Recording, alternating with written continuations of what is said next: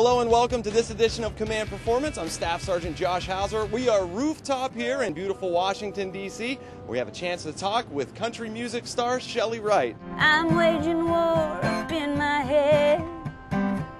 Last time I loved it about left me dead. Chely, thanks so much for having us. Thank you, Staff Sergeant Hauser. That's so official. And she even knows the ranks, which is great. And I believe you may be familiar with them because your brother's in the Marine Corps, correct? He is. He's a Master Sergeant in the Marine Corps, and he is, I think, in 21 years now. So he makes sure, he said it's different. The ranks are different in all the branches, so I got to learn it. My dad was Navy. My grandfather was in the Army.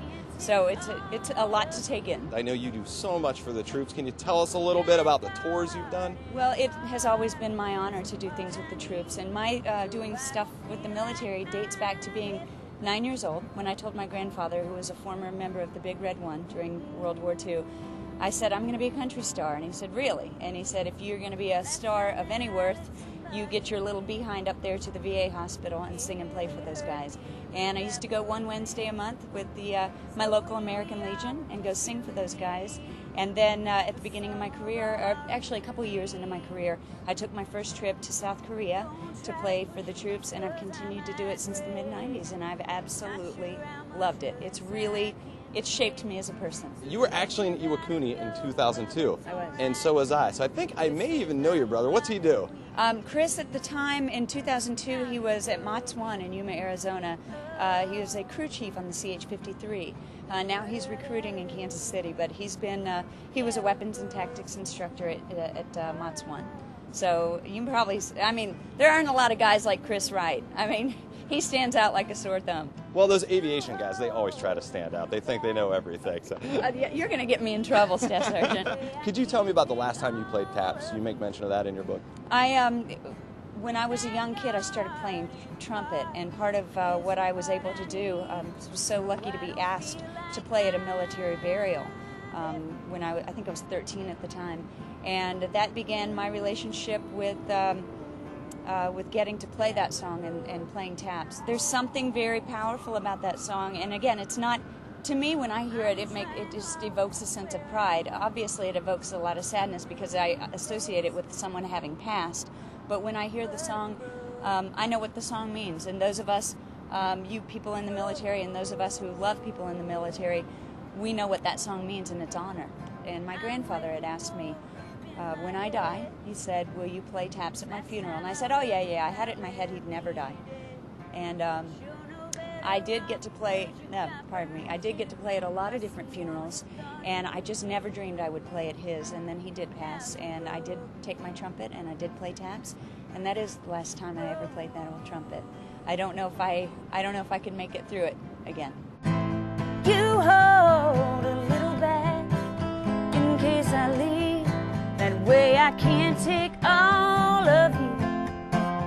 You know, Iraq, Afghanistan, Japan, that's a long way from Wellsville, Kansas. Were you prepared for that, and what did you take away from those travels? You know, that's been the biggest blessing of my career. I just had fantasies that I'll tour the nation, and my music has fortunately taken me all over the world. Some international touring, but a lot of touring internationally for the troops specifically. And it has boggled my mind to go into non-active war zones and active war zones and to see the dedication with which our men and women serve.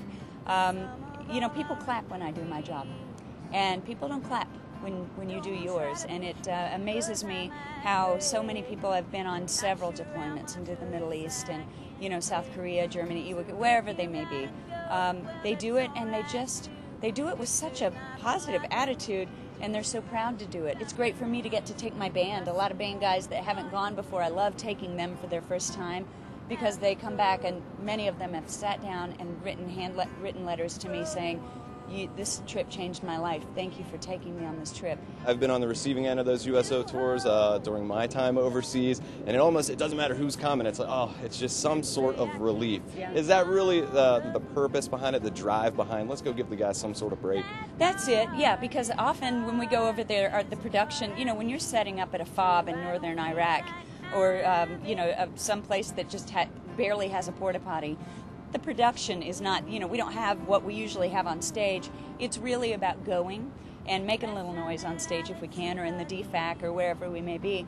But the guys and gals, whether they know me or not, and a lot of them don't when I, go over there, there are always country fans, but there's always somebody who goes, I had no idea who you were, but thanks for coming, and I love country music now. They really appreciate that someone got on a plane, took a few days, and came over and got sweaty and dusty with them. There's just something about that binds people together. So if you gotta go, well, that's all right, too. Guess there's not a lot that we can do. Now you've broken. Oh. Thanks again so much. Thank you. Really appreciate it. If you want to see this Command performance again or any of our others, just log on to PentagonChannel.mil.